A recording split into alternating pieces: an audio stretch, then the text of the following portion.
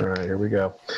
So, welcome to the July 19th meeting of the Energy Advisory Committee. We have a few things on the agenda. We have me in attendance, me, Jamie Paquette, as acting chair, Stephen Judd and Maren Goldstein from the committee.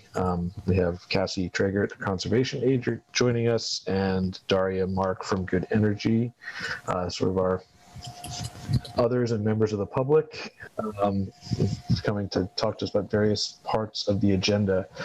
Hoping Scott will be able to join us and get him up to speed as we can.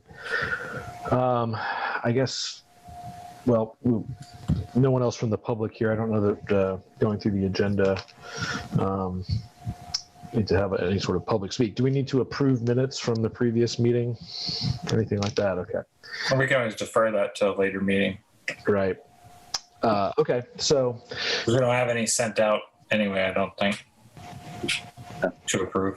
Right. It was a May meeting anyway, because the June was canceled. June meeting was canceled. That's true. All right, so we'll just move on to the topics on the agenda here. Do a real quick one. I may shuffle these around just a little bit, especially to be respectful of Daria's time, being the second time that she showed up. But real quick, the Solar Ordinance Working Group, Maren and I are taking part in that. There was the first meeting of that a few weeks ago, which is made up of members of a few different committees and planning departments and other people scattered throughout city government and members of the community. So that is just getting off the ground. We have our second meeting with that tomorrow to really start to get into some of the more meat of what's going to happen with that and the types of things that we're going to take on in terms of updating some of the guidelines and some of the, I guess I don't even know what the proper terminology is, but within the planning group.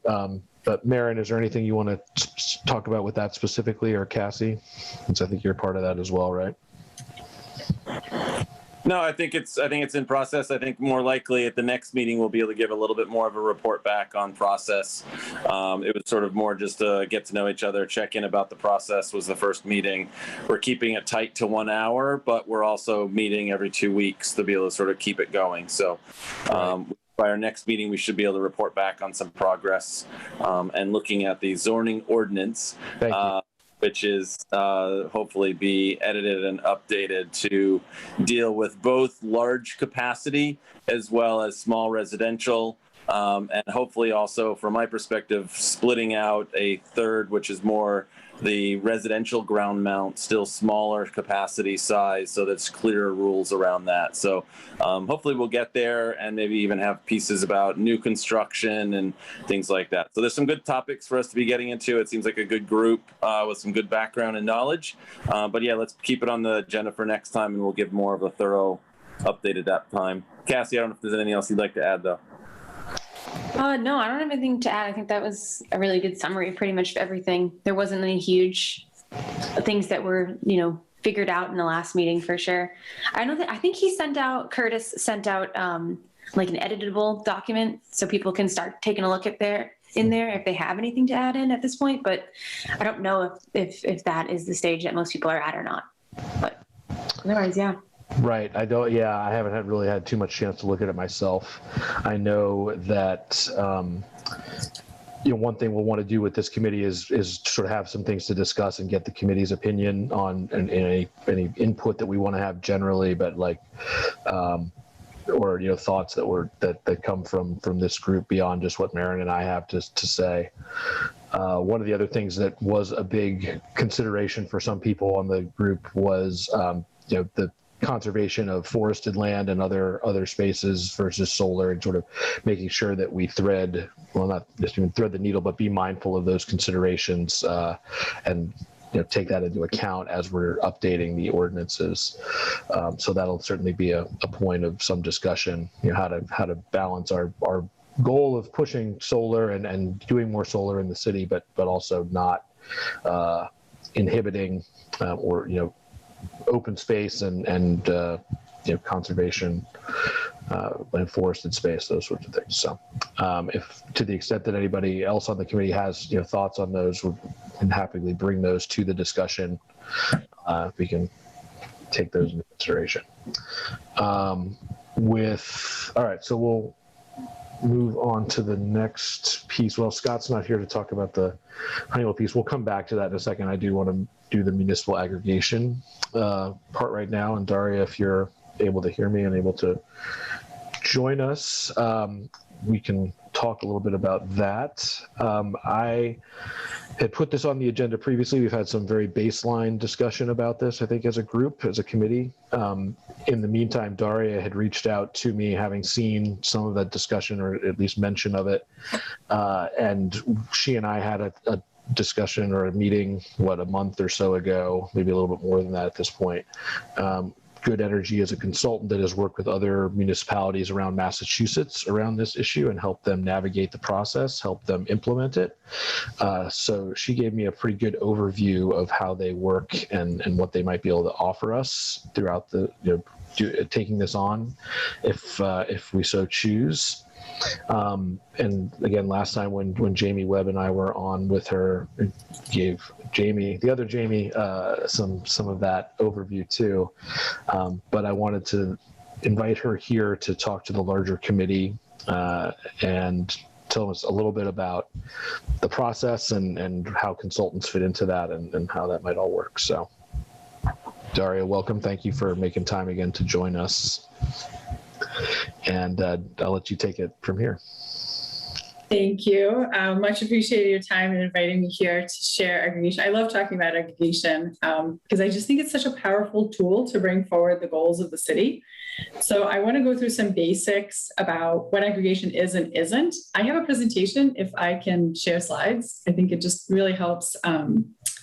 Yeah, let me see. Really helps keep the conversation going. Let's see, how do I do that? Probably her name or something like that, and right click or something. Yeah, I can see the menu here where you have the 3 dots and Yep. then to be able to make her a co-host. Oh, you got to make co-host. There we go. Okay. There's also a little security shield you can allow participants to share. But now I have all the tools. I'm good. Okay. Please use them for good.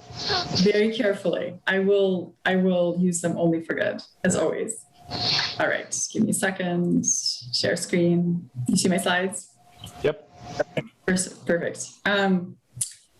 So our experience at Good Energy, as you said, we are an energy consultant, and we have more than 10 years of experience managing aggregations nationwide. We have a New England-based team, of which I am a part. And in Massachusetts, we have 53 municipal clients with 44 active aggregation programs that are running. And the difference there is that it takes some good amount of time to get through all the regulatory and preparatory process. So we have clients who have engaged us as their consultant, but have not yet launched their program because they're in the process of either planning or they've submitted their plans to the Department of Public Utilities, which I'll talk about a little bit later. And they haven't been approved yet, so they can't launch their program. We also have 6 clients in Rhode Island with Providence anchoring that group. And then we have the city of Keene and one other in New Hampshire that's a new market also, as is Rhode Island. So it's really exciting. And we work exclusively with Green Energy Consumers Alliance. They are a Boston-based nonprofit that's made it, put in years and years and years of work into promoting the move away from fossil fuels in many different areas. And obviously we work with them on the renewables aspect and how do we bring more renewable energy and electricity into our everyday use. And aggregation programs are a really powerful tool for that. And so we've pioneered this model of folding more renewable energy into your default product that's now adopted by many different aggregations and even those that are not just our clients. So I want to cover this very really important but basic concept of what aggregation is and isn't, because you're going to get questions on this as you go and advocate for it.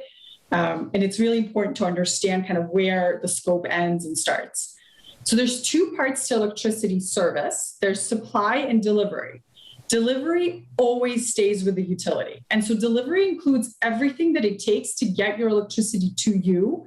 So that's the wires, the meters, the trucks that repair outages. So if the power goes out, you don't call the aggregation program, you still call the utility. So that is still stays always in the hands of the utility, as does billing. So the customer still sees one bill, and it really looks pretty much exactly as it did before aggregation. There's one very small change that happens, and it's in supply. Right now, if you were to open your electricity bill, you'd see there is a small section. Delivery section tends to be a lot bigger. There's a lot more lines to it, and so people focus on that. And that is unimpacted by aggregation. It's really just the supply. So you could pick the supply on your own. There's not a lot of great choices for that, but aggregation is a really good vetted choice. And what happens there is that the city goes in and buys electricity in bulk for supply for those people who choose to participate in the program. And so the only things that would change is that those who choose to participate, their supplier would go from the default utility, which most people have right now, to the aggregation program, and it would be called whatever you want to call it, Easthampton Community Electricity Aggregation or Community Choice or whatever. There's lots of different names, community electricity, whatever it is, that's what would show up on your bill. And then obviously the rate for the different products. So that's another really important thing, is that aggregation programs, because you're taking control of the supply portion, you can offer multiple products. Right now, what you get from the utility is what you get, and that's just what Massachusetts sets for its requirements. But with an aggregation program, you can offer multiple choices that are vetted. You can offer just the basic, what the utility requires. You can add a little bit more renewables. You can add a lot more renewables. You give choices to people. This is where I should mention too that just among us, Stephen, for instance, he actually works for ISO New England. So. Let me just explain to you electricity again. I know a little bit about it. We're fairly Just a little? Awesome. So that's awesome that you work for ISO New England. I don't know if you've ever had to explain aggregation to people, but you probably will if your committee chooses to move this forward and advocate for it at the city council with other interested and effective members. So having that line. Yeah, just to follow up with Jamie's, anything that has to vote on this, I'll have to abstain, obviously, as the independent system operator, but that's just to say in the future. So, but I can still participate in the conversations. But yeah, go ahead. Well, and the problem here too is my name is Marin and I work with Hampshire Power that also does retail supply and moving into community aggregations again. So I will also be abstaining from any future voting. So we're going to have a definite issue around a quorum for a vote on this. Without Misty, yeah. Well, no, if we have Scott, then that, yeah, basically you have to be Scott, Misty, and Jamie on the vote. But right. Just for clarity, since we're being recorded, we just wanted to get those out in the beginning. But yeah, sorry, Daria, go ahead. Totally good. And I think it is good to get that out at the beginning to make sure you see the roadblocks that might be coming before you get there. So I wanted to turn this back to you and ask you, what is your interest in bringing this program to the community? What are you trying to achieve? And I will be taking notes, which is what I'm looking at. I'll just say, for me, since I'm kind of the one that brought this up, and my interest was, in promoting more renewable energy within the city. I think as part of our committee mandate, want to see more ways for people to participate in the energy sector and promotion of renewable energy around the community, whether they can do that directly or not. One question I have, does this affect customers that are net metered at all? Nope. Okay. So you don't you can set up people that are net metered if they already have some of their local solar. Okay. Yep. It's any incentives that you receive from the utility. So not just net metering, but also low income discounts stay the same. It's truly just the supply portion. Yep. Okay. I think the other piece that I would add here too is that obviously with the AG is currently in our state looking at particularly residential use of third-party suppliers.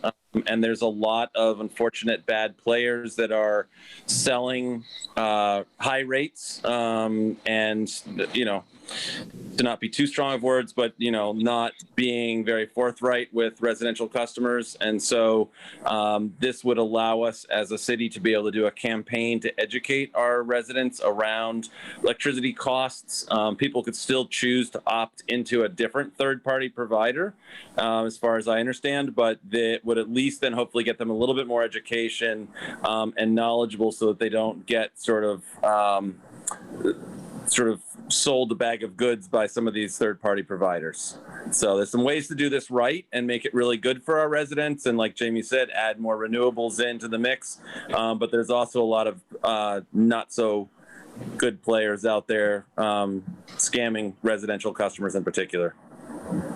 That's interesting, Mayor, and I hadn't thought of it from that standpoint. And I do like the educational aspect of just that, right? Like, so helping people understand how all this stuff works and like where it's coming from and how, that whole part. That's interesting. Yeah, and I guess going to your question, Daria, of interest in community electricity aggregation. One would be trying to enable anybody to get renewable energy that currently can't install solar if they're renters or they're landlords, or they don't have a house that's covered in trees, so they can't build solar panels. This at least gives them an opportunity to buy into certain solar. It's not as direct as having the panels on your roof or having a community choice solar system that everybody buys a portion of, but it's still a method of getting renewable energy for those that can't right now. So that was one reason we kind of wanted to look into it. So one of the questions from you, Daria, is just, so it sounds like you work with Green Energy Alliance as a partnership. If my understanding in terms of your involvement, if we were to sort of go a particular route through this, is that you would sort of help us get through the setting up and ultimately putting out an RFP that then any supplier that is eligible to do municipal aggregation would then apply to be able to choose to put a bid in and meet our requirements and put pricing in. Is that correct? That's correct. Yeah. So and I'll talk about that a little bit later. We take care of everything. We start at the idea and get you through to a program and get you through to renewals and get you through to any campaigns you want to do and the education on programs. Yes. So we do it all. And Green Energy Consumers Alliance, they provide RECs, which I know what those are. But renewable energy certificates, for those who may be listening who don't, it's how we buy renewable electricity in the state and nationally, and in ISO New England. And so they provide those. And so they would come in on that portion. So if we're talking about an additional product that would have additional renewable electricity in the default product, they would come in for those for that opportunity, and then the 100% or the 50%. So I'll talk a little bit about that. And will you get into how Good Energy, because obviously you guys need to make some type of form of compensation for this. That's right. You get into that later on? I'm happy to address it now. So there's no cost to the city. We get paid on the supply rate. So we get paid 1/10 of a cent per kilowatt hour. Only when your program launches. And we use, we do all of this work, we take all of this risk, we do all of this hundreds of hours of work to get you to the point where you're ready to launch. We're very careful about when you're ready to launch because we really value successful programs, and that launch time can make a program really great or it can be difficult, and we make sure it is going to be great. We've had communities that have had to hold because the market was not favorable. Gloucester comes to mind. They held from almost 1.5 years, maybe even a little bit more. And again, we don't get paid until a program launches. So we are very strategic in how that works and when we take our programs out to bid. Thank you for clear with that. Can I go back to a question about the RPS, though? What you were saying is that by working with you, are we required to buy our RECs through Green Energy Alliance, or that was just confusing to me? How are they in the mix? Yeah, great question. So when we, I have more slides on that, so we'll get to that also in more Okay, detail. sorry. No. So, but in general, there's no requirement to buy from Green Energy Consumers Alliance. We find that our communities that are focused on renewable electricity really like it because their RECs are sourced so locally and so they are so focused on the transition in the New England ISO. So they don't buy from upstate New York and they don't buy from Eastern Canada. They really try to focus on Massachusetts, even though Mass Class 1 requirements allow you to go into New York and Eastern Canada. They really only focus on New England with strong emphasis on Massachusetts and Rhode Island to really try to source as locally as possible and as close to where we are as possible, and not to buy also by mass. So they only look for wind, solar, low impact hydro, and a little bit of anaerobic digestion. So for that reason, a lot of our communities go that way, but we bid RECs, again, from national suppliers who are also building on electricity, and we bid it from Green Energy Consumers Alliance, and you as a community decide, like, what do you want to do? We've had communities, make, that's the decisions that are made on bid day. So there's no obligation, there's no requirement in any case. Does that answer your question? Yep, thanks. I'll let you go dive into more of your slides. Let me just jump in here too, Daria. I don't have to derail further, but I just wanted to mention something I mentioned to you last time, but I didn't officially in the context of a committee meeting, is that in leading up to this, I went and spoke to Carol Collins, who's the City of Greenfield's Director of Sustainability, and she was nice enough to spend half an hour with me on the phone, kind of walking me through the process. And they were one of the first communities in Massachusetts to do aggregation, and have been doing it for a while. So she kind of led me down the whole path and what we would need to do. Talk to me about working with consultants like Good Energy. Greenfield, I think, has worked with other consultants. There are other consultants in the state that do this work as well. She also gave me just a couple other connections, people I haven't actually reached out to, but anyway, so she was the one who confirmed to me too that consultants are usually are almost always the way this is done. That the consultants work for free. That they work for basically, as Daria said, a portion of the per kilowatt hour, kind of on the back end once programs are up and running. So Daria just happened to reach out to me independently, or somewhat independently of that conversation. But so anyway, so that's to say that from a city standpoint, I guess this is also a sort of exploratory phase, and yeah. And I just want to be clear: my presence here does not obligate you to hire us to work on your aggregation. It is not required of any kind of. There's no requirement at all. Right. And I want to echo back on what I was saying about the price and our fee. Is that I did not just divulge, a closely held secret. Our fee is in all of our plans, and it's on all of the websites that we post for our community aggregation programs. So I think another really big important benefit of this programs is transparency. Someone was saying earlier that there's a lot of offers out there that are not transparent, that offer high prices and are really not clear. The big benefit of these programs is they are transparent. What the program is on the program website. It's in the materials. It's available publicly. There is no fine print that says, well, it's going to, your price is going to go up, or it's this, that, and the other. There's none of that. They're very well vetted and very open. And I think that's a really big, important benefit. All right, so on with my slides. So we have, to meet all of the goals that you've stated and the vision that you have, we have three things that we work on. So first, the programs need to deliver consistent economic value. So I have this on the bottom of every slide because the Department of Public Utilities requires that I say, anytime I say anything about value, cost, price, rate, benefit, competitiveness, bulk buying, stable rates, the list is very long. I add that future savings cannot be guaranteed. So the simple reason for that is we do not know electricity prices past the 6 months that it's published. So we cannot say that an aggregation program will be cheaper than the utility rate because we don't know the utility rates. Now, having said that, these programs tend to be competitive because what you're doing is you're doing what the industrial customers do a lot in Massachusetts in deregulated markets. So you go out, you take a big electricity load, you go out to the competitive market, you go out at a time that's advantageous, as I mentioned earlier, we look for market timing, right? And you take a lot of electricity out at once to a competitive market, and you're doing it for multiple years. So that's another big benefit of the programs.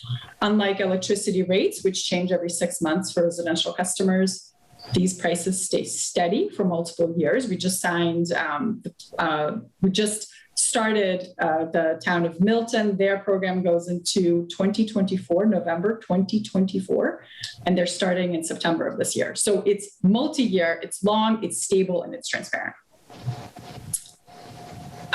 Local renewable. I'm sorry, I'm curious because did not research this one thing. Do you know what size the city of Easthampton residents would be looking at? Like what size amount of consumption we do overall? I do not. And we don't, when do we get, I can get back to you on when we get electricity data. I know we don't get details until we have an approved plan. So it's not even when we are hired by the city, it's when we get an approved plan. But Maren, I could say roughly, because it's basically we're served by two big substations, Gun Road and Midway.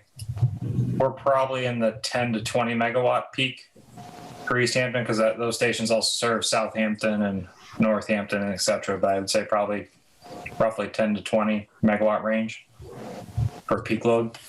I'm not sure what that translates into megawatt hours a year, but.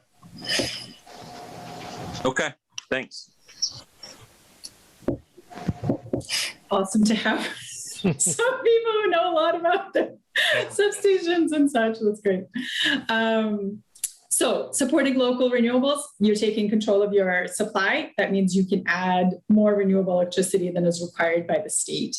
And we've had programs, again, savings can't be guaranteed in the future, but we've had programs that have added a portion and still stayed competitive. So just because you're adding renewables doesn't mean price goes way up. It's still obtain a competitive product. And innovative products, this is like looking forward. What else can we fold into the program? Different rate structures, direct invest options. You know, the plans can be written to really include and look forward to what can be coming in the future and how aggregation programs can take advantage of that. So really bringing that innovation into your city and into the residents and businesses who want. So when you mean rate structures, you mean offering like different rate tiers for users of overnight rates for like charging EVs or things like that, where you can do that as the supplier? How would you get? Do you get that data through? How would you get that data for knowing the meters and stuff of when they're charging? So those things are all evolving right now. There's some dockets that are looking into that of like, well, we don't have time of use rates right now for residents, right? So we would need that, and maybe the supplier would look at that. It's that great questions and conversations that we would have as we're developing the plan. Okay, but that has until the AMI infrastructure is rolled out by Eversource to have advanced meters. None of that would be eligible at this time, correct? There's also some programs that I know National Grid, I don't know, Eversource doesn't have it yet, but National Grid has done a pilot where they have a third party feed them information about who's charging when. And it's a small pilot, but they're looking at it. I don't know if Eversource is looking at it too. Eversource does. It's called the Connected Solutions Program. They can control your electric vehicle charger for certain hours during peak periods to get. They're supplying it into the demand response market, and then they pay consumers I think it's like $50 a year to participate in that. Yeah, so things like that, right? Like, can that be expanded? Can the aggregation program do innovative things like that with its heft, right, of thousands of participants? So it needs to go into the plan. The Department of Public Utilities has made it clear. Whatever innovation you want to do needs to be in the plan, and then gets through the approval, and it can be rolled out. Okay. So program options, this is the work that you would do going forward in writing the plan. But in general, there has to be a standard product. Our communities have added anywhere from 5 to 20 to 30, some even 25 additional percent of renewable electricity in the form of RECs to their default. So the default is where you end up if you don't do anything, right? So if somebody's eligible to be automatically enrolled in the program, they don't do anything, they don't change their option, they're going to get in the default. And the city decides, not now, but closer to when you're getting to bid, because REC prices will affect how much you want to fold in, what that percentage should be. And then in order to find a place for everyone in the city to be part of this program, we also would offer other options. And again, what those options are, that's the work we do when we're doing the aggregation plan writing and planning.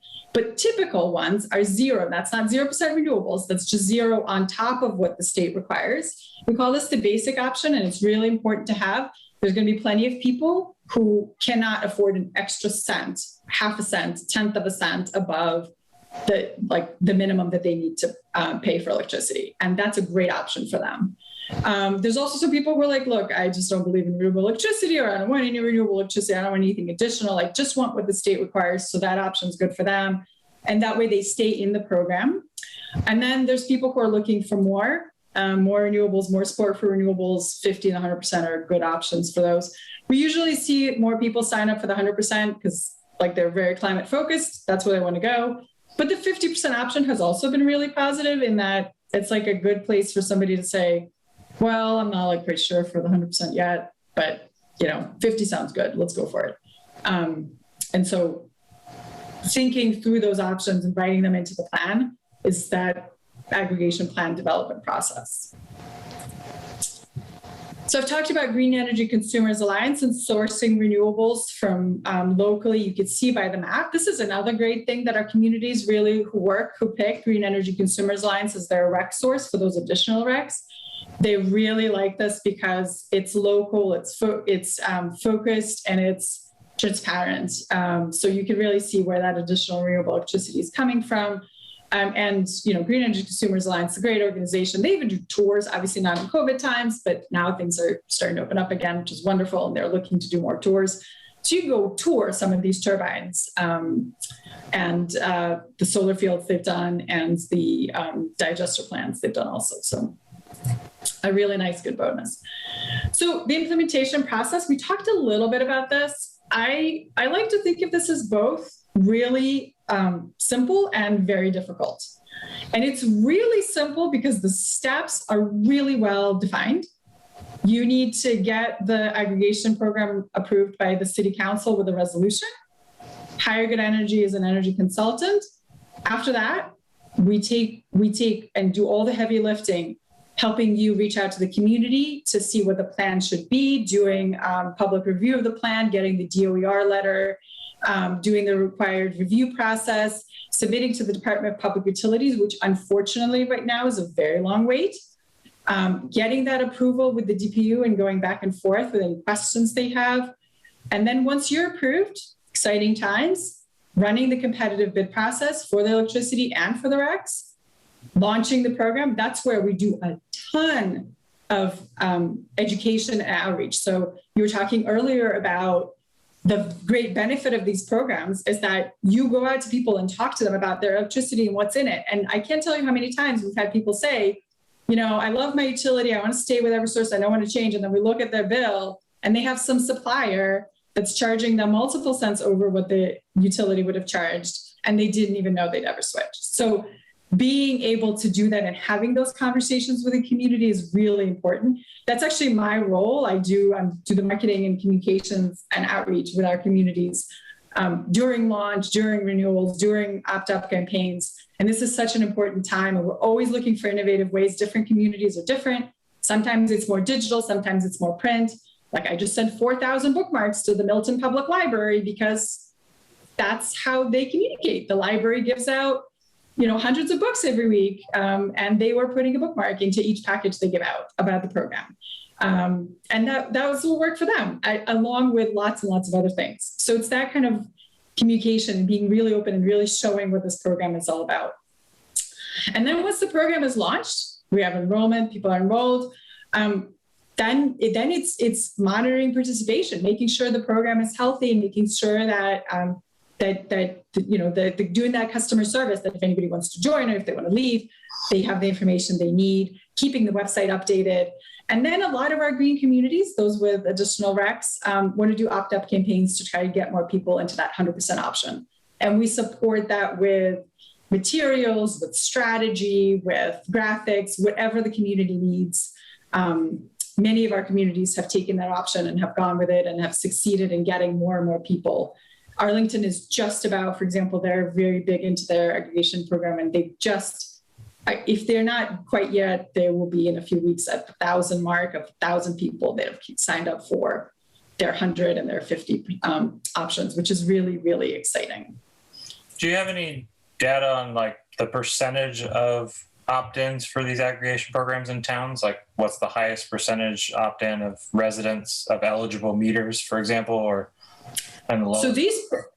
So that's a great question. And I don't think I directly addressed this, but it's an important one to address. These programs are all opt-out. So what happens is that anyone in this community can participate.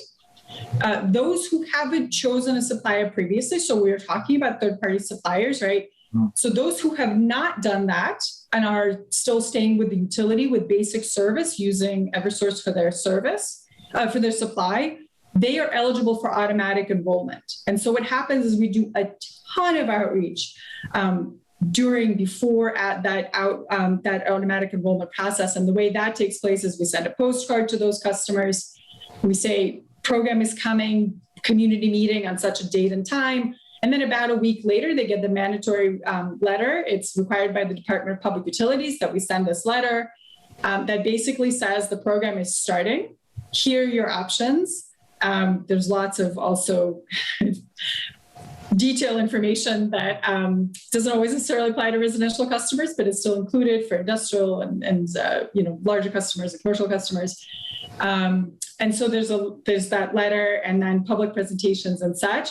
And then a card in the package that says, I don't want to participate in the program. All people have to do is sign it, put it in an envelope that we've provided that's prepaid, send it back to the supplier. They can opt out very easily. But the reason these programs are opt out and not opt in is because we need those thousands of participants, and we need to make it really, really easy for people to participate.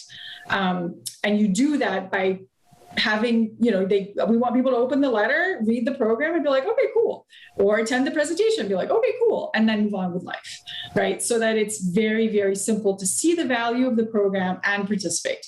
And there are going to be people who open the letter and go like, okay, we want the 100%, or okay, we want the basic, and then move on. Okay, I didn't realize it was actually opt-out. That's interesting. I didn't realize that was available. That's how either. Yeah, that was. Yeah, so that's how the statute is written. Every program in Massachusetts is an opt-out program. And then when you're doing the optional choices, it's the like trying to get people to go to the 100%. That's a choice they're making, and so that's why there's effort around that.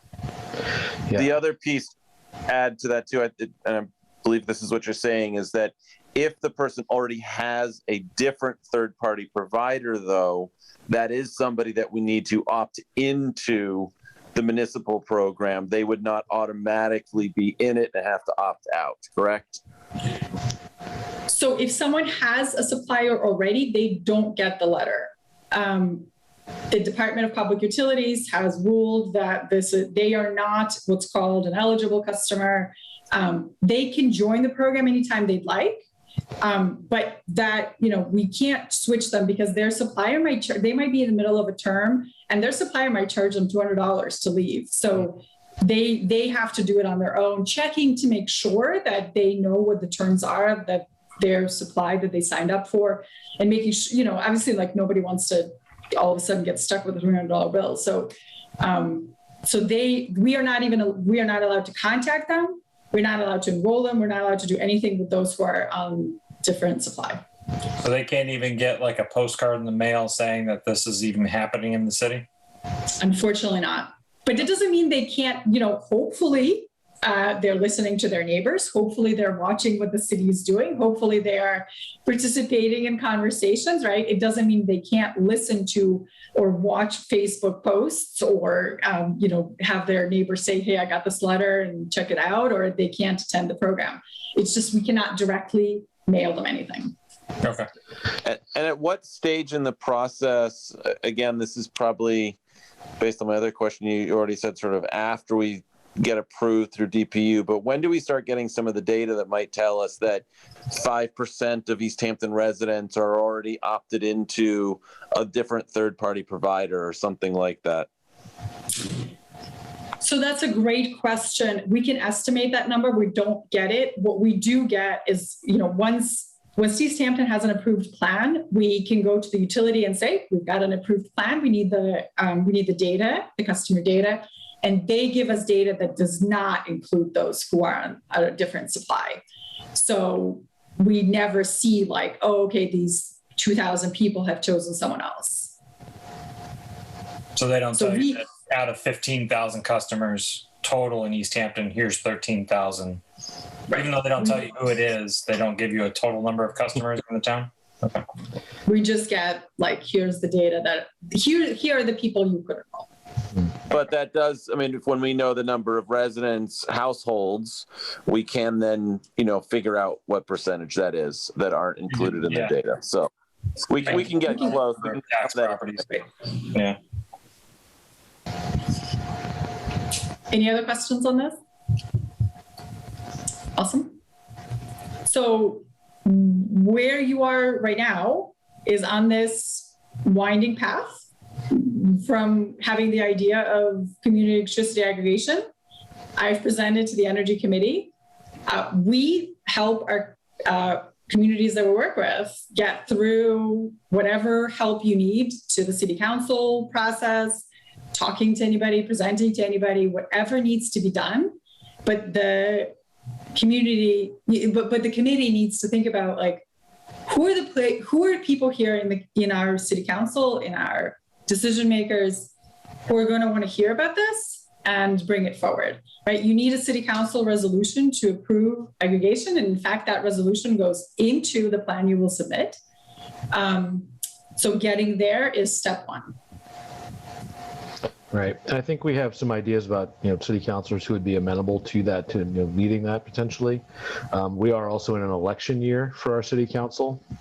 So there are people lining up right now for candidates, like we're sort of getting signatures and everything in the current months. So I think we have a pretty good idea about who's running. There's not too many contested elections, but it's probably the good time to start getting this on candidates' radar and maybe even have it be something that they mention as part of their campaign platform, especially in the at-large races, which tend to be kind of the only or the most competitive places.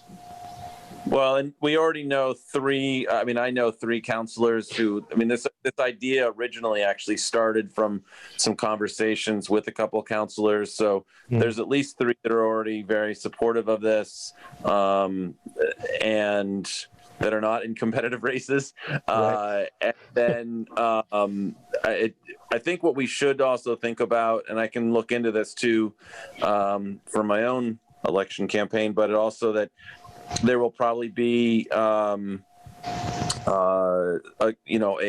debate, and so I can sort of try to track down who did the last debate and see if they're going to be doing something again this cycle, and see if we can't make this one of the questions that might be asked of the city council members during that debate period. That'll be good. And for the mayoral election, and if we have a contested mayoral election too. Yeah, we don't rise as of yet, and I tend to doubt that's from everything that I'm hearing. I don't think there's going to be one. Yeah. I thought I heard there was another person that was going to run for mayor, but There's two that have pulled papers, okay. but they haven't gotten signatures yet from what I saw on my reliable source of Facebook. But Got it. Yeah, I haven't heard any more than just rumors, so. Yeah, so I'm available to support you as you talk to your city councilors. I'm happy to come back and do this presentation. we tend to find that mayors don't like to be surprised on programs like this and tend to want to have a go ahead, this is coming kind of ahead of time. So happy to meet and do a 30-minute, here's what aggregation is and isn't, provide slides, whatever support you need to get this moving forward. So one question I have is, I understood on the Future Savings Connect predict, future rates and stuff.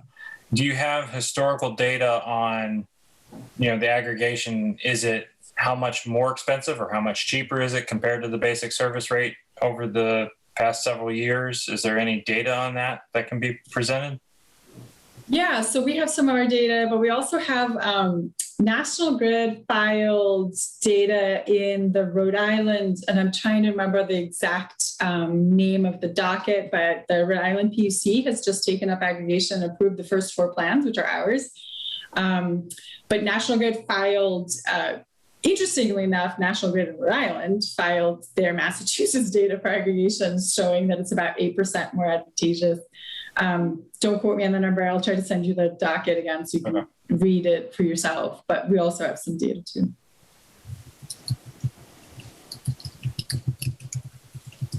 Excellent. Yeah, there's no way. I mean, the challenge is we would move, as she said, a lot of this doesn't happen until after our plan has been approved. That's when you really start to go out to bid and you start to see who's bidding on your plan and what they're looking to charge. So, I mean, we're a good time away from that. And so to know what our pricing might be, let alone what Eversource's pricing might be, heading towards at that time, it's a very, it's an up and down thing. So, but there's, like she said, there's a lot of good ways that we can time this to be able to be getting the best rate possible, and then seeing what the different suppliers actually bring to the table and what they offer. Yeah, and I'm just talking just in generalities, it's not going to be double the electricity rate and it's not going to be half the electricity rate type of thing. Exactly, and exactly right. The exact rate. So again, the city is under no obligation to accept a bid, right? So if we go out to bid at a time that we think is favorable and we come back and we're like, we look at the bids and they're just not great, we wait another month, we wait 3 months until there's another time, and we go out to bid again. There's no obligation to accept a bid. And we look very carefully. I mean, participation is really important in these programs. So we look very carefully to make sure that the bid is solid and beneficial to the city. Not to the city itself, but to the residents and small businesses who will be participating. And again, this aggregation doesn't include city load. So it's not for city electricity. It's for residents and businesses who are participating. Oh, so the city cannot join the aggregation? The city can. We usually don't have the municipal loads join for lots of different reasons, but they certainly can, and we can explore that. And why Can you remind me what? I guess. Sorry to follow up on that. Why do municipalities usually not sign up? So municipalities usually get their own electricity and do it the same mechanism, but a different process in that, slightly different process in that they also pool all their electricity use from all the schools and all the places. So our programs have a provision where all programs have a provision that you can leave. Aggregation programs have provision that you can leave at any time. City contracts don't. Like, you sign a contract. So that provision, it's a risk to the supplier, so the price is a little different. So cities, communities that are doing it for their municipal load tend to, again, it's all general, but tend to have a more favorable contract if they go out on their own. But it doesn't mean we couldn't explore adding the city under maybe different rules that what a resident would have. So again, aggregation plans are interesting and flexible, so it's possible. Well, and I think, Stephen, we've got 2 years left in the current contract that is for our whole city. Right. Yeah, we just signed a new one last fall, I believe. November, I think, if I recall correctly. Yeah. So we've got, and what's the process? How long does it take again to get through the presentation to DPU, if in sort of average or reasonable time frame to expect? So it's average, but it's not reasonable. It's about 1.5 years. Right now, we have 6 communities that have been there for more than a year and a half. And the problem is that the DPU doesn't have a requirement for when plans have to be released, right? Where they do for so many of the other things that they do, that they have requirements how soon things have to be approved or acted upon.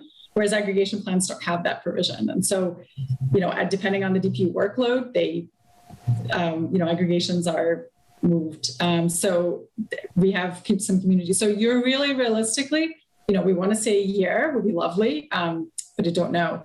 What I always say to our clients is that the time you have right now is the time you can control. The faster you get it into the DPU, the better. So getting through this city council resolution process as quickly as you can, hiring an energy consultant as quickly as you can, getting the plan written. There's a minimum 2-week review period, but that's great. That gives people in the city an opportunity to review the plan and make comments, and then getting it into the DPU as fast as possible is your best bet to get this program out as soon as possible. But So I'm sorry, you're saying the average is a year and a half to be approved, not how long it takes to get to submit to the DPU then, right? So to submit to the DPU, so depends on your community, right? It could be, 2 months, I would guess, is a minimum, 6 months, a year, depends how fast you're moving as a community. Thank you.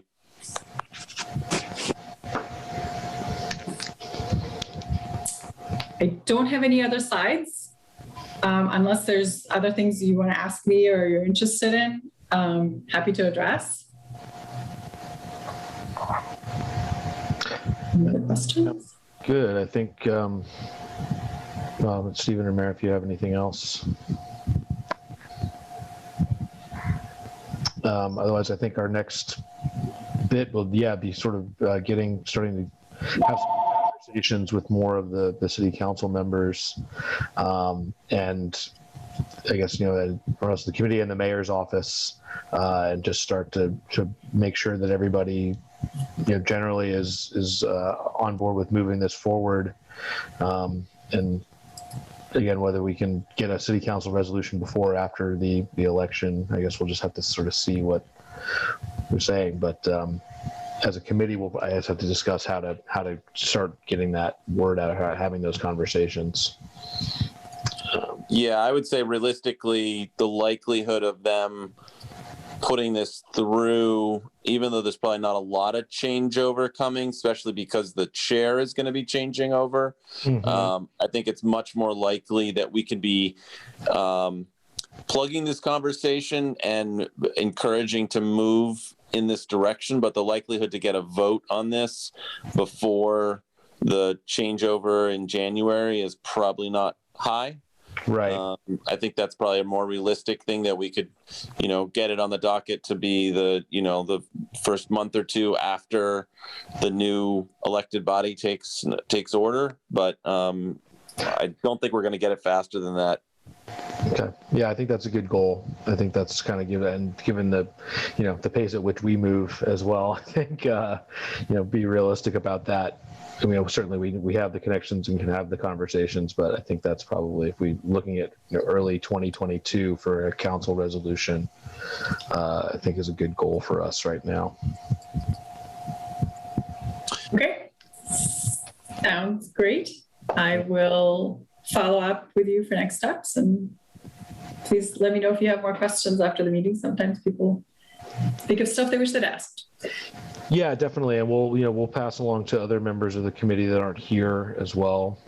See, with Scott especially, what if he has any thoughts or questions or things that we can answer for him or point towards. But we'll keep you in the loop on how we're progressing with that and what progress we're making. So Jamie, for the minutes, you said your next steps, you're going to start reaching out to the city councilors.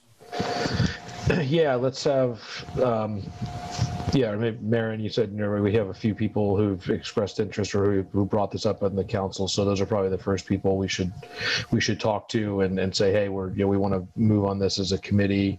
What can we do, or what can we, how can we get this going within the council? What time do we want to approach the mayor with this? before, I'm assuming after we get some city council buy-in of the idea before going to the mayor, or? I mean, I think if we could go to the mayor now just to talk about it, you know, I mean, we know that the council is going to be on board generally, probably. But imagine the mayor would be on board with her previous sign-ons to, you know, wanting to go full carbon-free for the city by 2030 with the other city mayors in Massachusetts. I can't remember. Right. 4 other ones. So. Yeah, it doesn't seem like a big ask or a heavy lift for her to just be to put some support behind it, or at least just like give us kind of a verbal thumbs up. This is let's let the council come up with what they resolution and let her have some input into it or whatever. Yeah, we were planning on having a meeting with the mayor at one of the committee energy meetings at some point in the fall, right? So that might be a good opportunity to kind of tell her ahead of time, and then have the discussion on a fall. Yeah, maybe we can try to pinpoint for, like, say, the September meeting. Plan now to try to get the mayor there for September to join us, and that can be where we talk about it with her. In the meantime, we can, between now and then, do some legwork with the city council. And I think we should just circle up our own team to talk about these pieces as well in our next meeting. There's some choices, like she said, along the way about choosing energy consultant, things like that, that we'd want to set up earlier than later, or at least make our suggestions.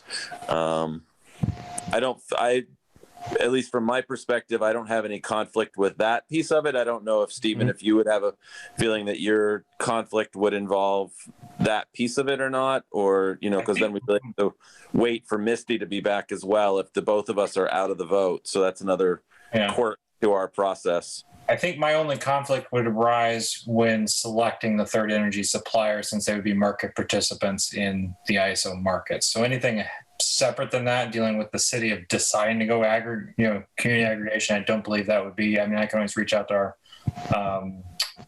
what do you call it?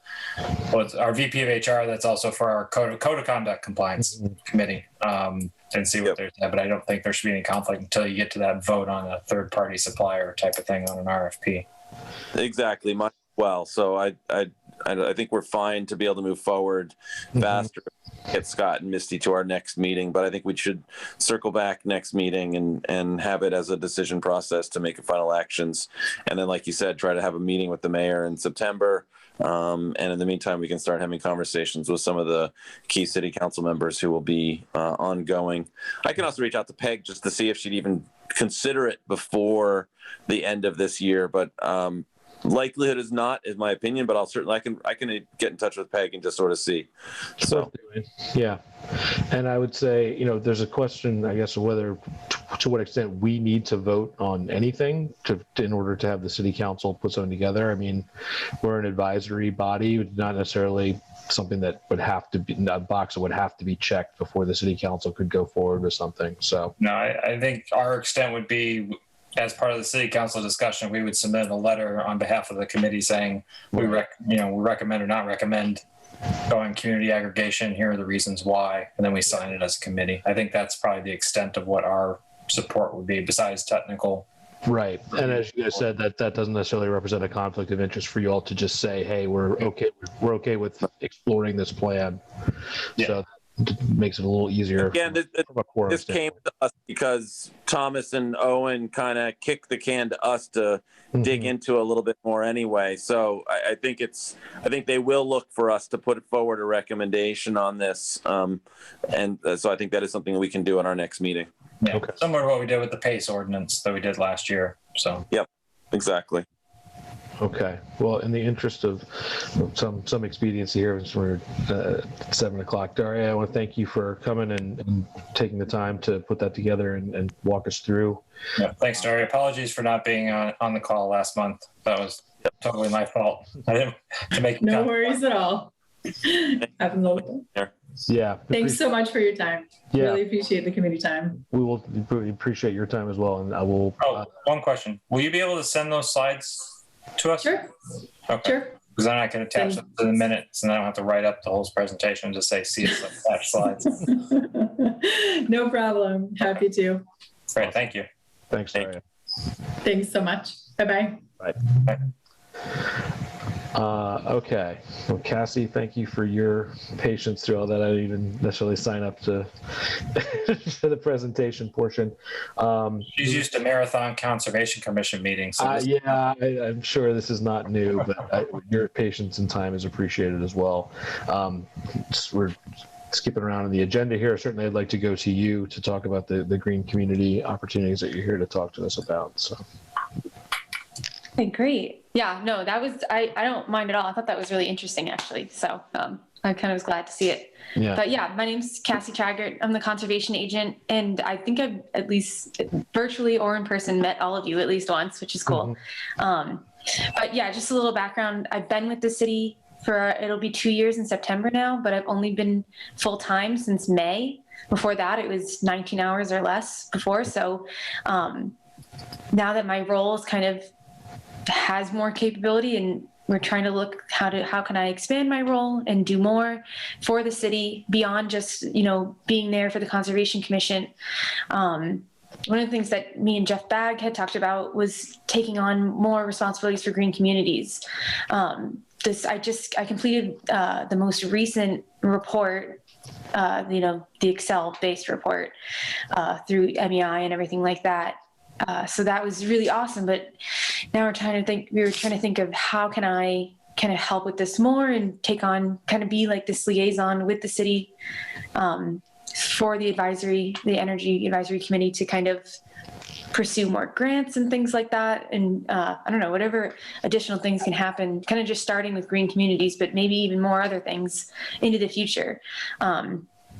But for tonight, that was the main focus, was trying to talk to you all about the most up and coming block for the new grants. The fall block is coming up. And the main question was if you guys had any kind of ideas for grants you thought maybe we could pursue. You're probably all familiar, but I've been doing research and teaching myself about what kind of grants they want to see, in particular for this year. So if you want, I can talk about that first. And then if you guys aren't familiar with it, or at least just for this year, if there's anything new, but. So some of the money that we had from previous grants, do we have to spend that before we can get new grants, Maren? Yes. Have we finished spending that from the previous ones we got? Was it in 2020 or 2019? The ones about doing the planning stuff with, was it PVPC and stuff, or was it PVPC or somebody else? I can't remember. The consultant that That's separate. That's a different piece. That's their own grant that we were working with them on. I don't know how much we ended up using them. I don't know if Cassie, if you might speak to that. But then the green community grant that our city directly got was for some work at the wastewater treatment facility and the EV stations, which definitely have been put in. But I don't know if you want to update also if all of that funding has been spent or if there's anything outstanding on that grant that we last got. As far as I know, all the funding has been spent for sure. We sent in the final report. So there's the yearly kind of just green communities energy usage report that happens. But then we also did a final report for the grant, the one that you just described. And I think that's just waiting the final approval for that. I think once that seems to me to be an indicator that all the funds were used. And I believe that was last year's. So now we've already missed the first block for this year.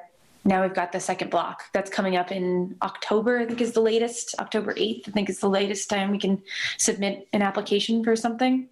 And there's basically three options. There's this year, which I guess is new or relatively new, is these prescriptive options that they kind of just have already said that you can just go for one of these things when they just have a set list. Then there's traditional ones, and then there's custom. But custom seems a little probably out of our reach considering, I don't know, time scale wise, that's for bigger, more complicated projects. Right. What are some of the prescriptive options that they have then? Yeah, actually, if it's all right, I can share my screen. They have a good straight table. I can show you guys. Yeah, hold on a second. Okay, yeah, you should have an option to share your screen now, perhaps. Okay. Yep, hold on. Okay, so it's kind of small, unfortunately. I don't know if you guys can read this. Here we go. So, Oh, the bar on the right, the little triangle in the middle. Yeah, there you go. Helps. so, yeah, VFDs for 10 horsepower or less, walk-in refrigeration controls, weather stripping, building operator certifications, hybrid and plug-in hybrid vehicles, so vehicle acquisition, and then battery electric vehicle acquisition, EV charger stations. So it's not a huge list, but Well, that does point towards one of the things that we were looking to do sort of as a step one, step two. Now that we have 4 stations at the 50 Payson location, we were really hoping that the city was going to start to look at, as they're able to transition vehicles, which vehicles might be able to be transitioned, like a building inspector or electric inspector, to move them to an electric vehicle. I think that from our experience, the vehicle was, and the sort of that whole piece of the green communities was always the sort of most languishing, not really supported or understood aspect. And so for us to start to move in that direction as the city, to utilize those charging stations with our own vehicles as the city, would be one thing that we were certainly hoping to sort of be that stage 2 after we've got the stations put in. yeah. Interesting thought too is now with Ford announcing the F-150 Lightning, that now opens up some of the park and rec trucks.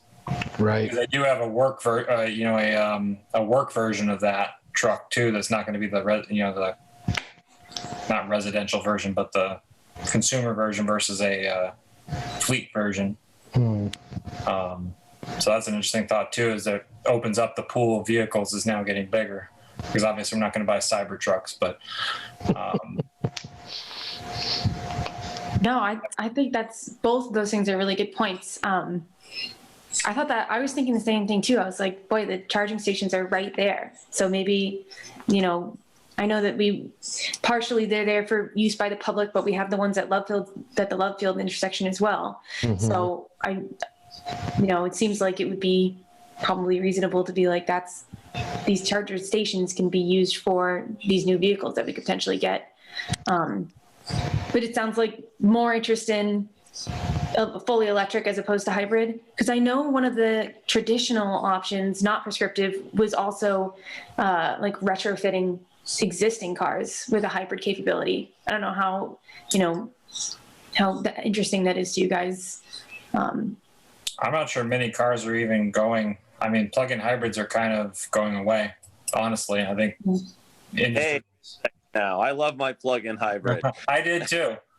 But I think that, for the case to be made in terms of our city is that, I am 100% plugged in and electric when I'm just commuting around town. And since these would be municipal vehicles that are just here local, the ability for, like, again, not to harp on the, inspectors or DPW kind of staff or any other sort of staff vehicles.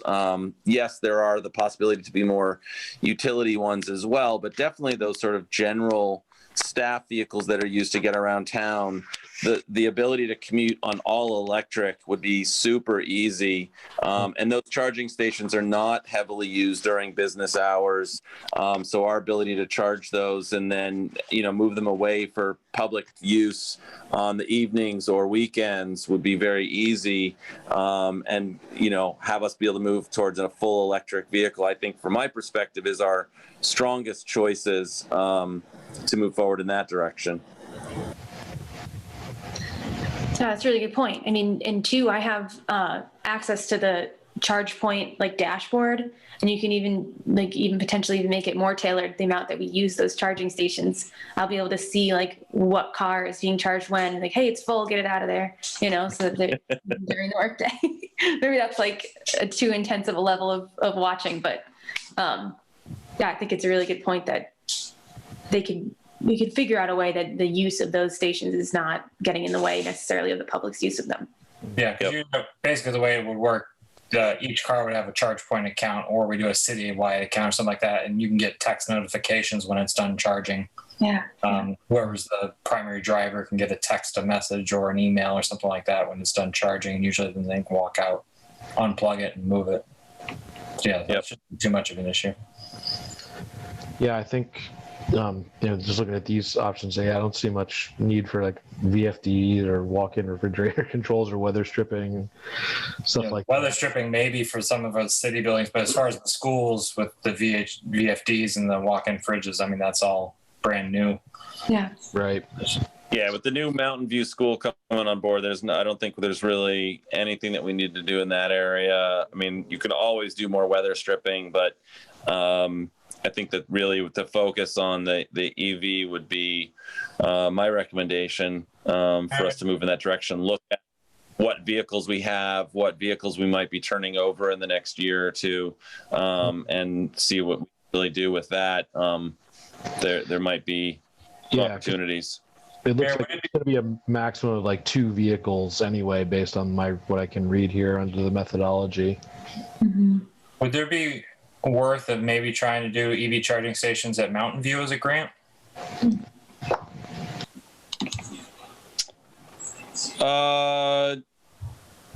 Yeah.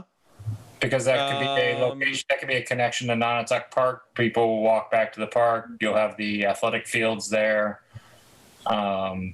that can be used. So, I mean, that's planned to be a multi-use facility with evening events and all that stuff too. So, I mean, that might be a good place, and just to kind of highlight the solar panels that are there and the. Yeah, we'd want to do that before it could be done because some of the parking spaces aren't going to be sort of built until next spring. Mm-hmm. So we'd want to look at that for sure. So yeah, I mean, I think that's an option as well, to expand that. I don't think there's any current EV stations planned. I can double check with Bert though, but I don't think there is. Yeah, I think he said that they were going to lay conduit, or no. I remember having this discussion. Let me double check with them, and I can CC the team and Cassie on that. But it's because we definitely want to have that as an option later. Because I would want to tear that brand new location. Lot. Yeah, if it'd be good to. Nope. I could just do the post for that if we were to build a brand new parking lot and then tear it up. No, that wouldn't be very good. No.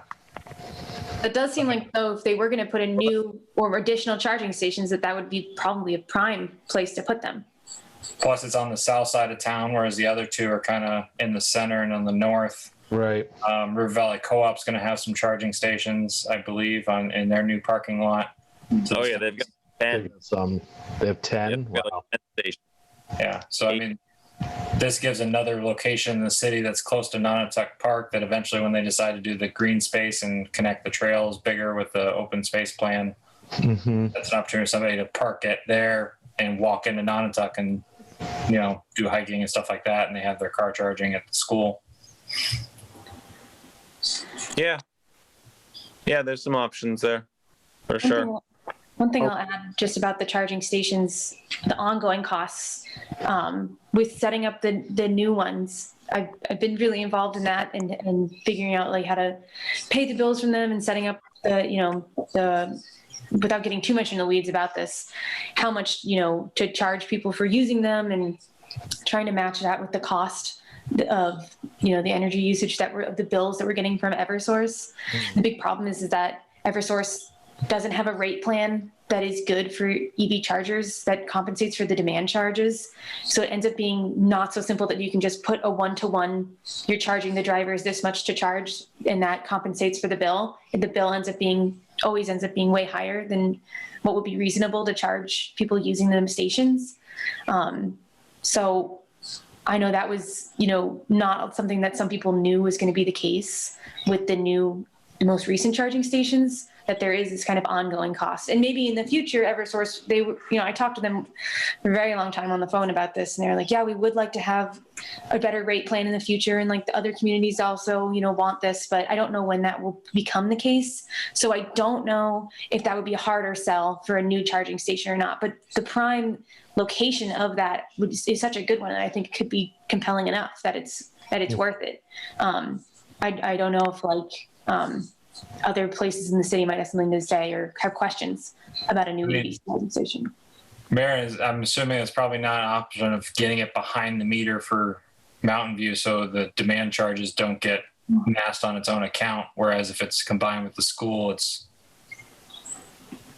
I'm assuming that's probably not a possibility. It's going to have to be on its own separate meter, but especially with our solar system. I could double check. Yeah. I'm not remembering what he said about EV stations, so let me verify that. Circle back. Okay. Cassie, are we limited to one grant request? We can only do one grant per year. So this is we're coming up to the second block 2, so we can apply for one within this block. Okay. But I know that the last grant was a combination of things. It was the HVAC improvements, but then it was also these EV charging stations. So that, I don't know how that worked, that it was all under the umbrella of one grant application, but just had multiple aspects. So that could be possible. Okay. I think, so when I was talking to Jeff, a big part of it,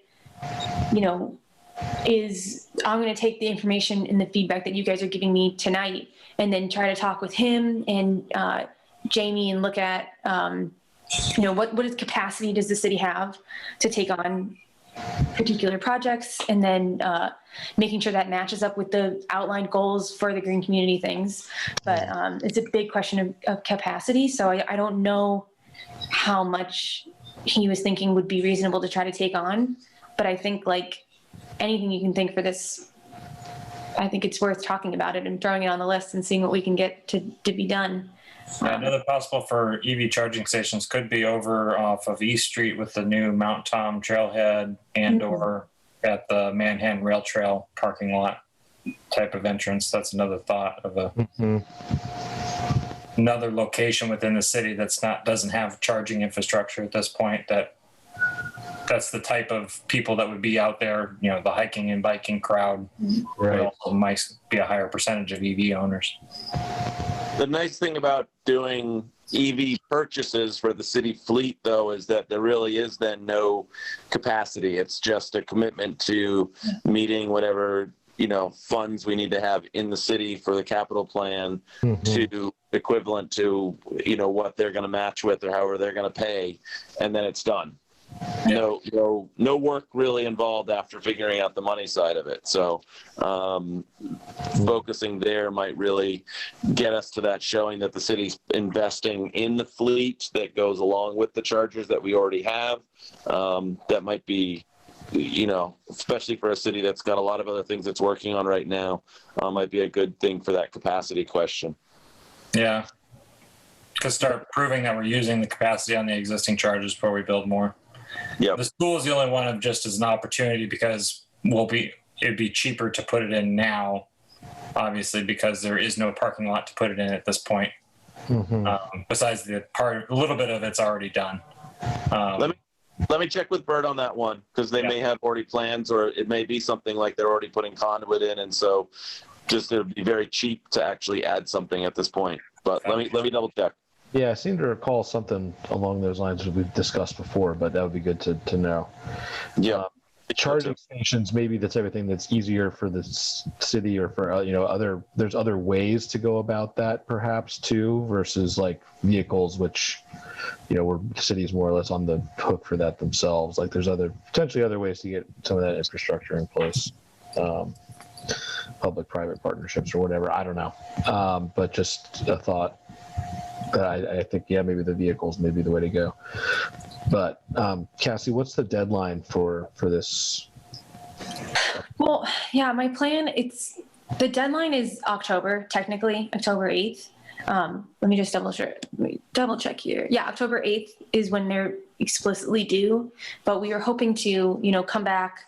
I would come back in August to your August meeting. Have either refined this list or give you better information about, how these certain options like fit into capacity. And hopefully then just start pursuing it, and, it feels like, especially if we go maybe one of these more prescriptive routes, it's a little more realistic. I don't think it would be too crazy to potentially go for a traditional one. That's what's kind of listed here. Similar, we did that HVAC one before. Some of these, I don't know if there are project things in mind, especially with the new school and things like that. That covers a lot of things. One of the things that I saw was the LED streetlights. I know that Eversource, I just saw this today, but Eversource is doing their own separate grant for outdoor LED lights. So there might be other opportunities too that we can take on in tandem. But I just wanted to throw these all out there. But yeah, the deadline is October 8th. So streetlights, I think that only maybe 2/3 were done originally. So there's probably 1/3 of the streetlights that are still might be for that. That would definitely be something. I mean, obviously, the Eversource also helped fund with their own grant the charging stations that went in. So, I mean, there's definitely ways. They're one of the key ones that would be additional grants to support some of those things. I would say with some of these other like building related ones too, with the old schools, with those going through a process once they're emptied out. Of repurposing. I mean, they may still be part of the city property, but there'll probably be opportunities once the decisions are being made about what those are going to be going forward, how they're going to be used. There may be some opportunities to pursue grants for those in tandem with those repurposing.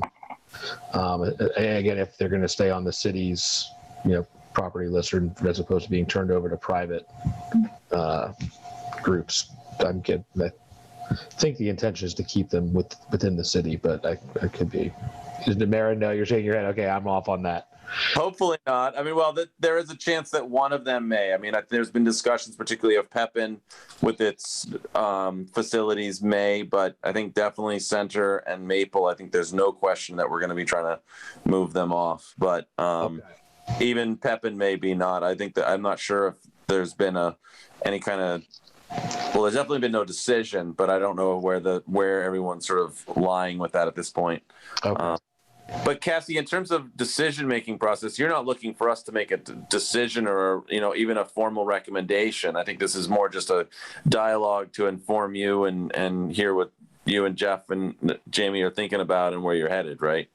Yeah, definitely. You guys don't have to make any decisions right now, but your input is like so valuable. Like this is all admittedly pretty new for me. And so I wanted to, since there is a potential chance now just for this block coming up, jump on it if we can. If it works out that there's, there isn't one that you guys think is worth pursuing, you think we should instead focus on the next block grant and do something more comprehensive, something a little more ambitious, that's reasonable too. So yeah, it's kind of just talking to you guys about it and seeing what we were feeling, what big, priorities maybe you had in mind. So far, I mean, this is great. I think I really am curious about this vehicle acquisition potential. Yeah. So it seems like the primary thought of us, if we're doing the pre-described ones, would be battery electric or plug-in hybrid vehicles, but we'd have to look into, are there any fleet vehicles that are up for replacement within the next couple of months or a year? I don't know, because we don't have a huge fleet that has a constant turnover, I would imagine. And if there aren't any eligible, then the thought would be that maybe it sounds like pursuing of maybe chargers at the new school is a thought, because of the current stage of construction. It'd be opportune to do it at this point as opposed to waiting longer. Yeah, and then if not, then maybe we, like you said, the Mount Tom trailhead's an interesting one, or the bike path, or there may be some other places for some stations that we could consider. If not, I guess, is there a way to? Well, I'm sure, Cassie, you can do some digging on what's maybe already budgeted for vehicle replacements and things like that, and what's on the horizon. Yeah, I can figure that out. Aaron, does the school have any fleet vehicles or no?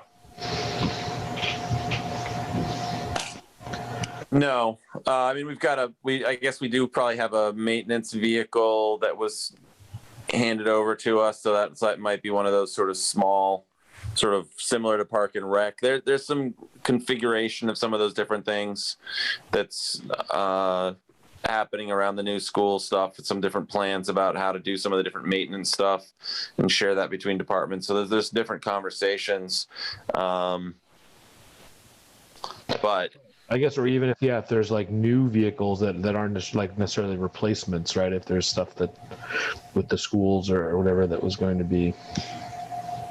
yeah, I mean, our issue in the city is that oftentimes those sort of older vehicles are just handed on to other departments and transferred around, and we hold on to 4 vehicles for a long time, and it's been one of the sort of languishing pieces because no one central place is really holding a lot of that.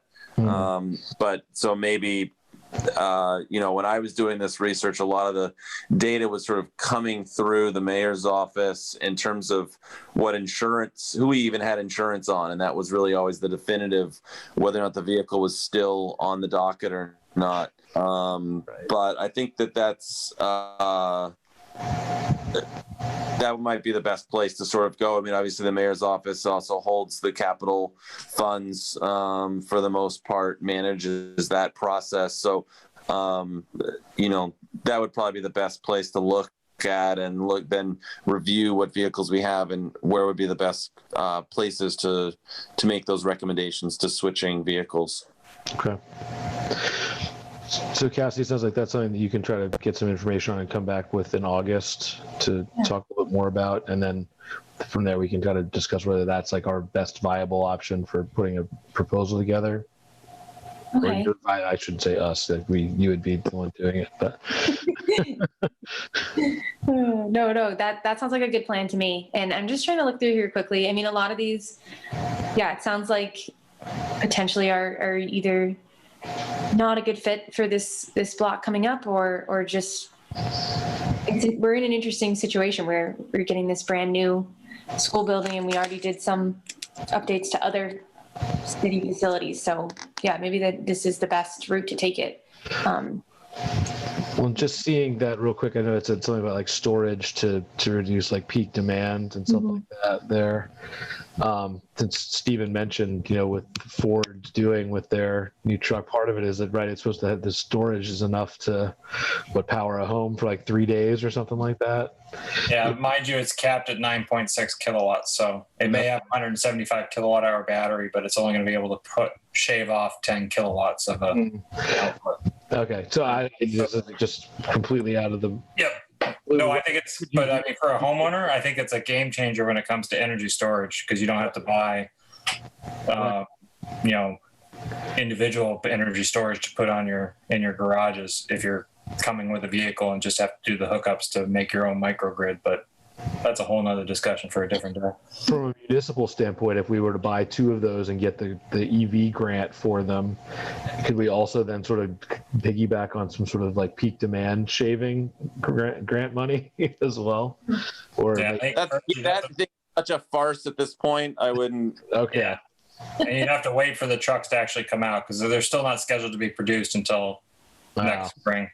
All right. Yeah. So Clean Peak is so like, they finally just put out maybe a little bit of clarification. I didn't get a chance to read it, but they finally put out something from DOER today on it. But to this point, the guidance has been so like pathetically provided that there really is not much to do to go forward with, and nobody really knows what the pricing is going to be like. So I would plan on that. I think it's going to take a couple of years to actually be a real program. Okay, that was just my quick mental flight of fancy there that we could somehow create this like 2-for-1 kind of thing. So, all right, cool. Cassie, is there anything else with this process that you wanted to bring up or discuss now?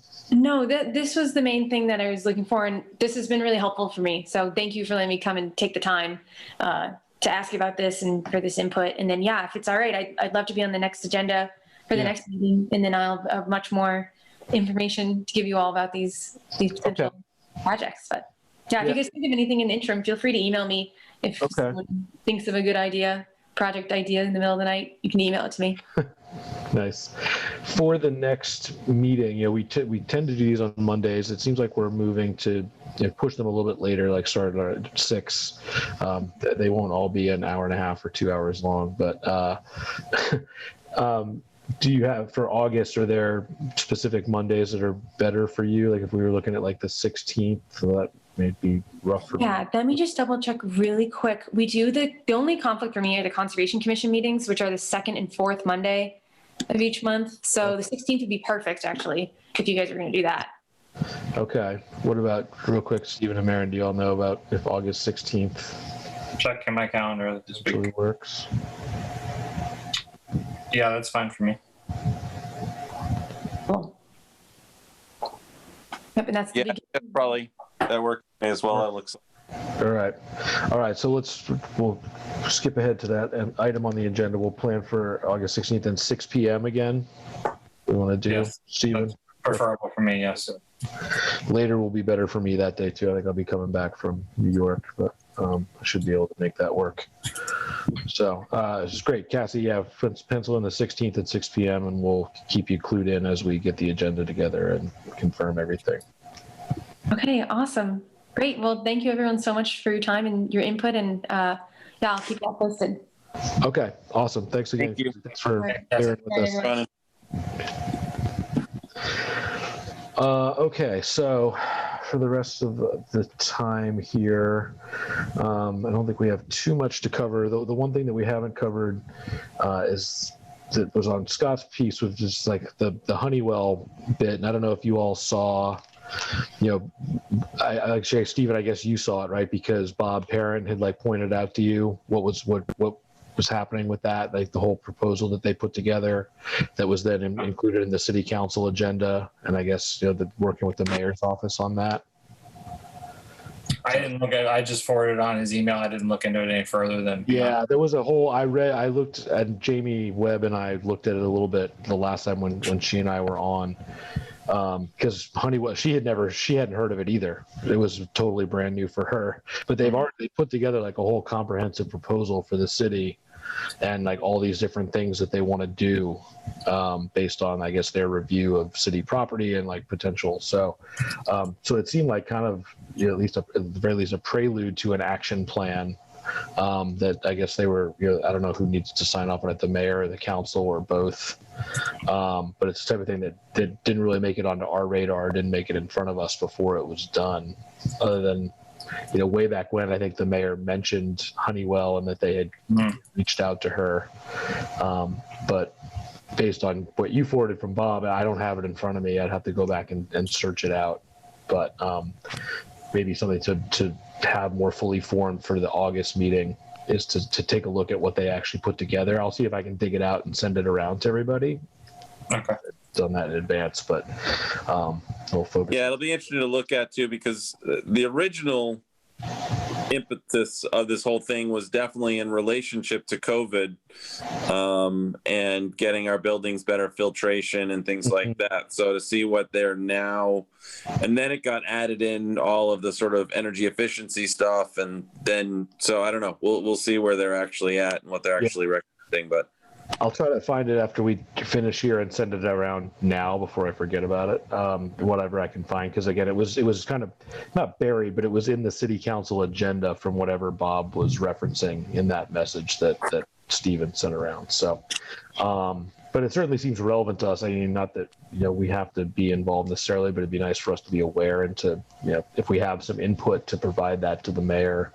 Again, can be something that we want to have in advance of maybe having her join us in September, if we can make that happen, and talk about that and aggregation, and then again also maybe green communities grants that are happening. So all right, so that's the only thing I know about that, and however much that dovetails with this Eversource account monitoring, I'm not sure. See, I know. Yeah, I kind of think those are separate They kind of are separate. Yeah. Yeah. And I know Scott was getting some information from Zoe about that, but I don't know that we've really had anything too concrete there. From a social media standpoint, I don't think we've had too much else going on, but with some of these things that we've discussed today may give us a little more fodder for getting stuff out into social media, starting to talk about some of these issues around, aggregation or, electric vehicles or anything else. So if people have ideas about that, we can certainly put those out there and discuss a little bit more at the next meeting. Anything we haven't covered here tonight, new or other business, or anything that we have talked about that needs a little more? I guess I'll just bring up as far as new or other business. My current term ends at the end of the year. Okay. And just to let you know, I'm probably going to recommend that I'm not going to seek another term. Okay. So I'll write out the rest, participate in the rest of my term. But as of January 1, there'll be a new 3-year term available for my so just to give some 6-month warning, so that way we can start to look for a replacement before just, to make it easier on the committee. Appreciate Stephen, I've been telling us this for almost 6 months, so I think we know. I'll officially say and put it on. Wait, but are you gonna help recruit a replacement? That's the I never said I was going to help recruit a replacement. All right. Well, I think membership is definitely an issue here. Has been a long time for a challenge, and personally, I think it has a lot to do with how much the mayor's office utilizes us, engages us, or not. And at least that we're definitely finding a lot more workability with the planning department. I think that's been a real great improvement for sure. from past years, and it's something for us to build on. But technically, we advise the mayor, and that relationship, as we've seen, has yet to be sort of renewed for a very long time. So that's, I think, part of the challenge, both in terms of our own participation and future recruitment, is where we are, what we are, and how we continue to be of best use to this city. Yeah, it is nice to see Jamie Webb and now Cassie being more involved. So hopefully the city can help. Yep. More involved. That'll at least get plugged in more. Yep. Right, and then Zoe sort of being at least like knowing us and being responsive to things when we, that's at least we do have that connection, and we I all. thought I had that with Alan Wolf before he left, so yeah, that didn't really work out either when I was chair. Right. Well, we do all, and we all know we'll have know the mayor on some level, so we can. I think if we can take some steps to get more a little more face-to-face time with her, get her to a meeting in the next couple of months to talk about some of this stuff. I think we can, we can put this on a better path where that's concerned, I hope. Yeah. But I think the last time we did it, literally the month before the entire world fell apart. Literally February 2020, exactly. So. Yeah, that was like right as Misty and Scott and I were all starting as well. So it was like all this like momentum that immediately just got like undercut. Yeah. And as we talked about, I think before, with Misty sort of not being able to be involved currently, and hoping for an update on her on some level, but not having a chair, and making it just harder for a quorum, number one. Number two, just from an organizational standpoint, scheduling meetings, getting agendas out, like those sorts of things, we're all having to do that. It's kind of piecemeal and from a group standpoint. Yeah. As far as face-to-face meetings, what's the status with that now that everything's open? That's a good question. Like, what's the school committee doing, Marion? We're still remote, but it's coming up pretty quickly that we're going to have to be back in person. Let me refresh my brain on that, and I can circle back about when we have to be in person, because there's some status pieces here about when we will be able to be, like, do we have to have a certain number of people have to be in person, but you can still be hybrid and have some people not in person, and there's some different nuances with that. So let me refresh my memory on when we have to be back in person and scheduling things. I can reach out to Barbara on that piece. So I've already sent an email to Bert on that about the school. I've got an email I'm composing to Misty, and I'll also compose an email to Barbara about time that we'll need to be back in person. Okay. Yeah, I think Jamie Webb had said something about that. Like she got some information. I'm trying to find the email about it, but I don't There's see something it. about that right now because they're still trying to figure out the hybrid model. Everything stays remote, and there was an extension to the Right, exactly. order. Yep. So yeah, we'll assume remote for August as well until we hear otherwise. But yeah, in terms of finding another potential person or two people for the committee, and obviously Misty's term does not end anytime soon. Well, I guess it's for 3 years. She and I and Scott all started a year and a half ago, so we have till end of next year probably before our terms are done. Well, there might be a difference on that because Misty took Bob's Right. spot, so I don't know if that spot expires because Bob and I's spot both expired in December of 21. Okay, so it's possible if she was sort of a replacement for him. I don't know how that works, Marin. I don't think so. I think it was just we just canceled Bob's and started a new one. I don't think that there was go back if you look back at the city council right minutes, not for the city council itself, but the advancement committee, or I can't remember what the name of that subcommittee or whatever it is. Yeah. They'll have in there what the term is for that person because I looked it up because I had no idea what mine was until I looked it up and it was December of 21.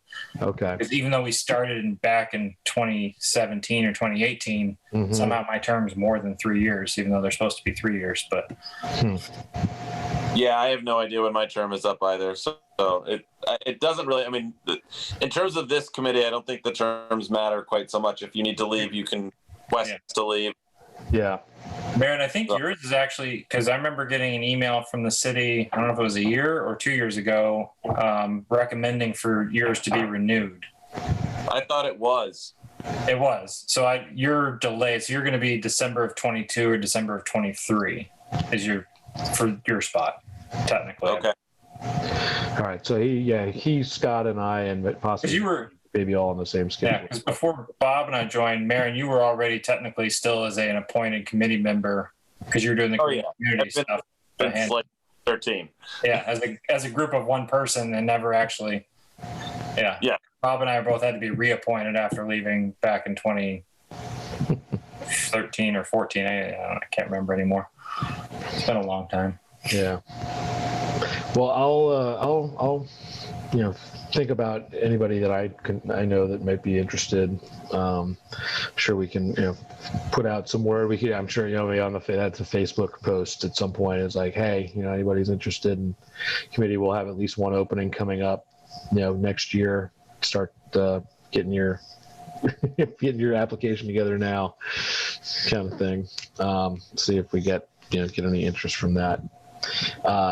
When we put that out for the soccer, trying to recruit board members, we usually get crickets, but you never know. Yeah. Just like coaches for the U7, U8. Yeah, exactly. Yeah, please, somebody. We're just gonna pick a name. Volunteer. All right. Well, that's good. I appreciate you getting that, out ahead of this so we can start to think about that because, if you have meetings without a quorum is an issue. Right? Well, quorum just gets smaller if you have less members, right? That's true, I suppose. Yeah. But I don't know. Can you have 2 out of 4 and have a quorum or would you need 3 out of 4? You need 3 out of 4 or 2 out of 3. Yeah. Yep. Yeah. So. And less than 3, you're not a meeting. Right. All right. So, well, it'd be nice to keep it at 5 and just to get 4 or 5 people at every meeting. That's really the goal, I'd say. All right. So, anything else new? I'm also Business. All right. You're good, Marin? Yep. All right. We've got our upcoming meeting date picked out for August 16th at 6 p.m. We'll get some minutes together. Steven, I don't know if you're able to do sort of a full-on minutes or if we'll just at least something we can. I have some ramblings I'll send out. All right, that'll work. Ramblings are acceptable. Cool. All right. Well, we'll invite Cassie back for the next one. She already knows about that. We'll start putting feelers out for the mayor for September if we can. Jamie, will you take that on, please? I'll take that on. Sure. I can reach out to Zoe or whoever. I don't know who controls the mayor's calendar, but yeah, I'll do that. And you said, Maren, you'll reach out to Misty and see if you can get any insight into what's happening there. Yep, I followed it with Bert. I followed it with Misty, and I'm following it with Barbara to get clarity on when we need to start doing in-person meetings. I'll let her know that our next one is going to be August 16th, and see if that's still able to be done by Zoom or if we're going to be required to be in person again or not. Okay. Great. And then, I'll follow up with Daria, anything that we need to do for aggregation. We can, if you want, I can start reaching out to Tom and Owen and other counselors. I think, Maren, you said you were going to talk to Peg real quick too, just to see if getting that on the agenda for this term is even remotely interesting to them. Yep. It's something we just want to wait till next year on, but I can start, with Tom and Owen, knowing that they're supporters, and start to just like plant the seeds that, hey, over the next 6 months, we want to get this formulated. We want to have a resolution ready to go so that when the new term starts, we can get that in place and really push the rest of that. So cool. And then, so we'll have Cassie come back, and I'll try to get that information about the Honeywell stuff out via email to everybody to take a look at. We can discuss more at the next meeting. So with that, I think we are ready to adjourn. We'll want to motion seconded. All right, meeting is adjourned. I'm going to stop recording. See you all in August. Thank you. Thanks. Good night. Good night, guys.